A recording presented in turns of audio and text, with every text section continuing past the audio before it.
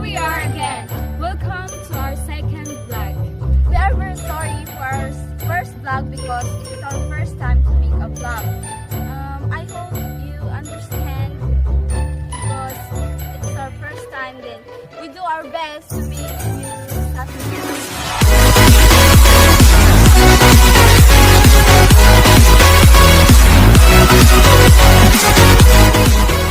About the different type of earthquake hazard, which are first is ground shaking or ground motion. The second is ground or surface rupture. The third is liquefaction, and the fourth is ground subsidence and lateral spreading, and the fifth is tsunami, and the last is landslide. And before that, we also discussed how the earthquake occurs. Why do earthquakes occur? Have you ever thought what makes the ground tremble? Trembling or shaking of the earth is known as earthquake. Now notice this. I throw a stone into a pond. From the point where the stone fell, waves spread through the water in all directions. In the same way, movements like waves are set up in the ground if some rocks in the earth are somehow disturbed. Depending on the force of the tremble, or as we call it, earthquake, mankind faces huge loss.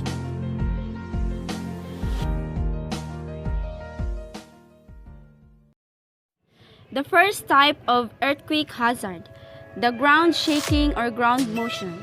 Ground shaking or ground motion, the earth shakes with the passage of earthquake waves, which radiate energy that had been stored in stressed rocks and were released when a fault broke and the rocks slipped to relieve the pent-up stress.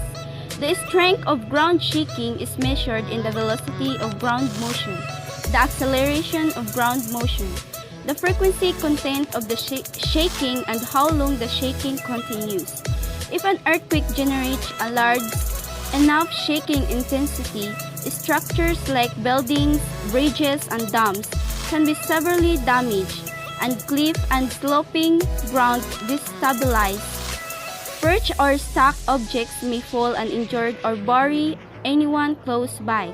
Ground shaking will bury over an area due to such factors as topography, bedrock type and location, and orientation of the fault rupture.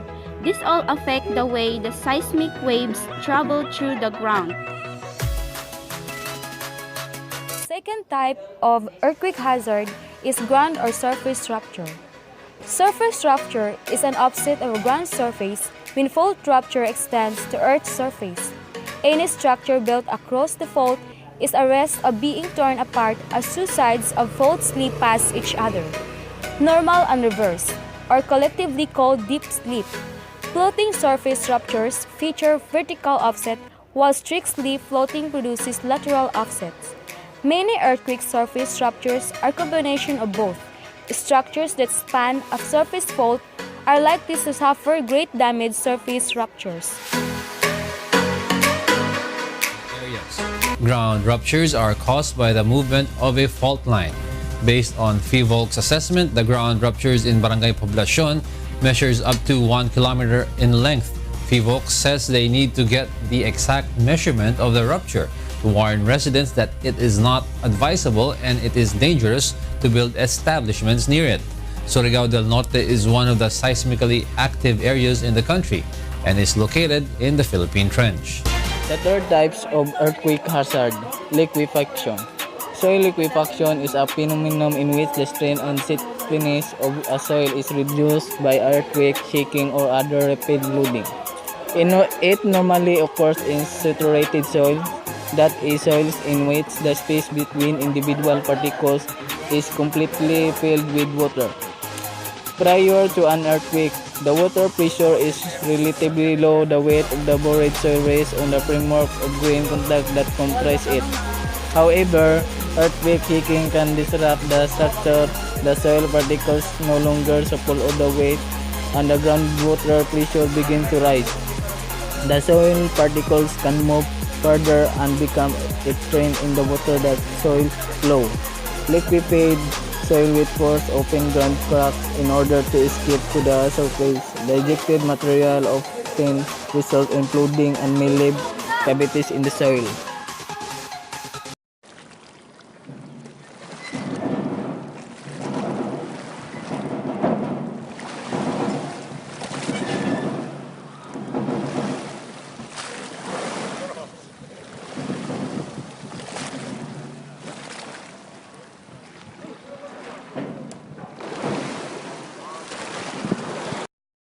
The fifth type of earthquake hazard is tsunami. A tsunami, also known as a seismic sea wave, is a series of waves in a water body caused by the displacement of a large volume of water, generally in an ocean or a large lake. Earthquakes, volcanic eruption, and other underwater explosion, including detonations of underwater nuclear devices, landslides, glacier cavings, meteorite impacts, and other disturbance above or below water all have the potential to generate a tsunami. Unlike normal ocean waves, which are generated by the wind or tides, which generated by the gravitational pull of the moon and sun, tsunami is generated by the displacement of water.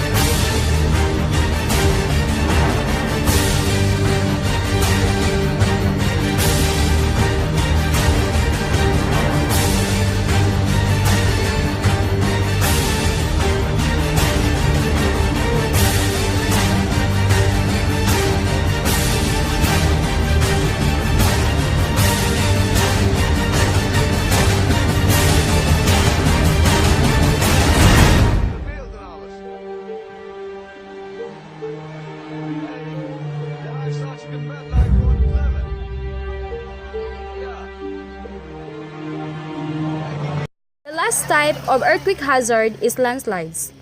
Landslides are frequently triggered by strong ground motions. They are important secondary earthquake hazard. The term landslide includes a wide range of ground movement, such as rock falls, deep failure of slopes, and shallow debris flows. However, gravity acting on a steep slope is the primary reason for all landslides. A strong earthquake-induced ground shaking greatly increases the likelihood of landslides where landscape is susceptible to these types of ground failure. If the ground is saturated with water, particularly following heavy rainfall, the shaking will result in more landslides than normal.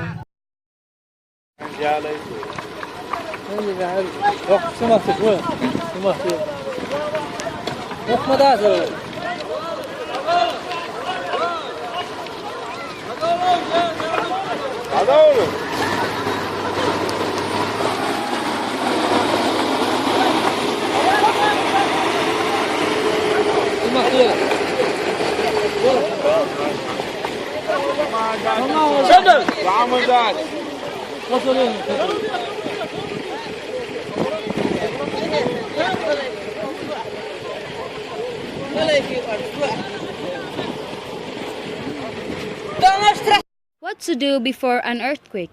First, engage yourself in training activities that promote safety and disaster preparedness. Second, participate in a government-initiated earthquake drills and evacuation drills.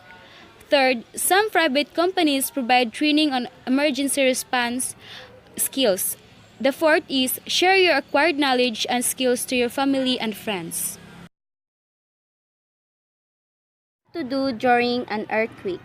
First, stay indoors if you are within a structurally sound building or home. Second, if you feel the building were not safe, quickly open the door for exit. Third, if you're caught inside a room or building, duck under a sturdy desk or table and hold to it, or protect your head with your hands or arms. Fourth, Stay away from glass windows, shelves, cabinets, and other heavy objects. Fifth, be aware of falling objects. Be alert and keep your eyes open.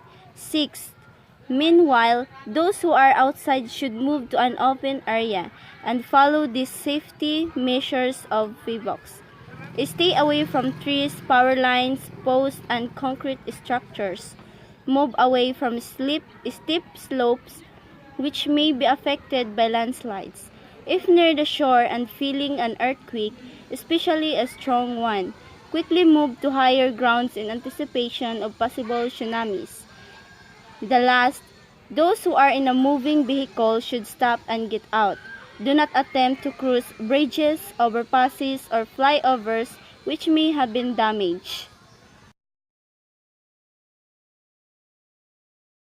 What to do after an earthquake? First, take the fastest and safest way out of the building. Second, do not use elevators. Third, do not enter damaged buildings. Fourth, do not use telephones unless necessary. And the last, most of all, do not panic.